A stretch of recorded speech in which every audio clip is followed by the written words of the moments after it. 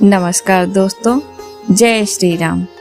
रामचरितमानस में भगवान श्री राम के चरित्र का चित्रण जितने प्रभावशाली तरीके से किया गया है, उतने ही प्रभावशाली तरीके से भगवान राम के माध्यम से जीवन को जीने का तरीका भी बताया गया है। रामचरितमानस में मनुष्य को बताया गया है कि जीवन को सफल और सुखी बनाना है तो राम को भजने के साथ ही सांसारिक व्यवहार का भी रखे ध्यान। दोस्तों, हम इस वीडियो के माध्यम से आपको प्रभु श्री राम के 10 ऐसे विचारों के बारे में बताएंगे जिसे अगर आप अपने जीवन में अपनाते हैं तो हमेशा दूसरों से आगे रहेंगे। रामायण की एक चौपाई है, नाथ दैव कर कवन भरोसा, सोसी सिंध करिय मन रोषा, कादर मन कहु एक आधारा, दैव दैव आलसी पुकारा। रामचरितमानस में यह चौपाई उस समय को बताती है जब भगवान राम सागर पार करने के लिए सागर से रास्ता मांगने के लिए ध्यान करने जा रहे थे। लक्ष्मण जी ने तब भगवान राम जी को उनकी शक्ति और क्षमता को याद दिलाते हुए कहा था कि आप स्वयं इतने शक्तिशाली हैं कि एक बार में समुद्र को सुखा सकते हैं, फिर सागर से अनुनय विनय क्यों। भगवान राम यह सब जानते थे, लेकिन फिर भी इन्होंने शक्ति से पहले शांति से परिस्थितियों का हल करने का प्रयास किया और बताया कि शक्तिशाली को संयमी होना भी जरूरी है। आप अपने भरोसे पर काम कीजिए, ईश्वर स्वयं आपकी सहायता करेंगे। बोले बिहस महेश तब, ज्ञानी मूढ़ न कोई, जेहि जस रघुपति करहि जब, सो तस तेहि छन होई। रामचरितमानस के बालकांड में भगवान विष्णु के रामावतार का कारण और भगवान की लीला का उद्देश्य समझाते हुए यहाँ भगवान शिव कहते हैं, कोई भी इस भ्रम में न रहे कि वह सर्वज्ञानी है या कोई हमेशा मूर्ख ही रहेगा। भगवान की जब जैसी इच्छा होती है तब वह प्रत्येक प्राणी को वैसा ही बना देते हैं। इसलिए कभी किसी चीज का अहंकार नहीं करना चाहिए।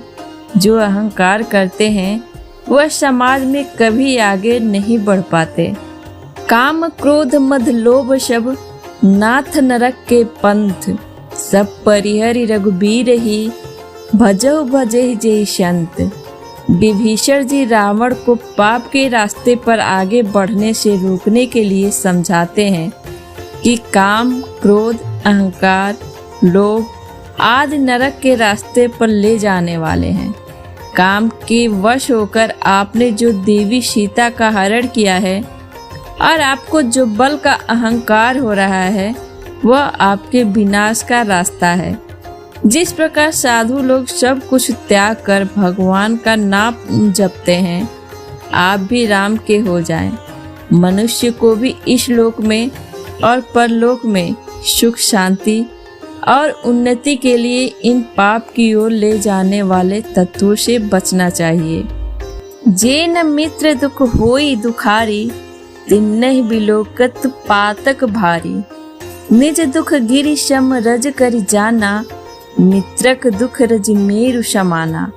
रामचरितमानस में भगवान श्री राम और सुग्रीव की मित्रता के संदर्भ में यह चौपाई मनुष्य को ज्ञान देती है कि मित्रता निभाने वालों की भगवान भी सहायता करते हैं।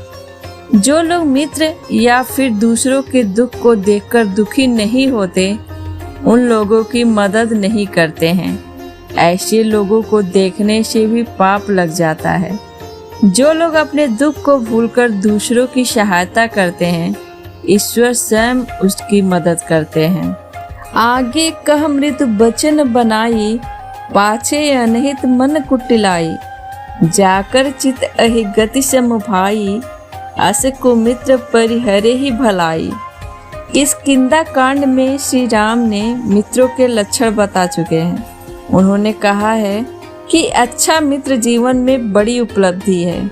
चौपाई में लिखा है, कि जो सामने तो केवल वचन कहता है और पीठ पीछे बुराई करता है, ऐसे लोगों से हमेशा दूरी बनाकर रखनी चाहिए, क्योंकि ये स्वार्थी होते हैं। भगवान श्री राम अपने भाई लक्ष्मण से कहते हैं कि हे भाई, जिसका मन सांप की चाल के समान टेढ़ा है, ऐसे कुमित्र को त्यागने में ही आपकी भलाई है। सच्चा मित्र हमेशा स्पष्ट बात करता है।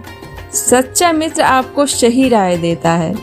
मित्रता में एक दूसरे के प्रति खुला हृदय होना चाहिए। मोह शकल व्याधिन कर मूला, तिन्हते पुण्य उपजहि बहुशूला।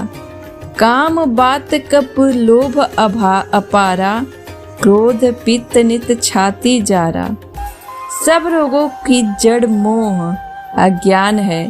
इस व्याधि से फिर और बहुत से शूल उत्पन्न होते हैं, जैसे काम, वात, लोभ, अपार बढ़ा हुआ कप और क्रोध पित्त है, जो सदा छाती जलाता रहता है। ऐसे लोग जीवन में कुछ नहीं कर पाते। हमेशा आगे बढ़ने के लिए इन चीजों को त्यागना जरूर पड़ता है। नहीं दरिद्र सम दुख जग माही, संत मिलन सब सुख जग मनाही। पर उपकार बचन मन काया, संत सहज सुभाव खगराया। जग में दरिद्रता यानी गरीबी के समान कोई दुख नहीं है, तथा संतों के मिलने के समान जगत में कोई सुख नहीं है, क्योंकि मन, वचन और शरीर से परोपकार करना ही संतों का सहज स्वभाव है।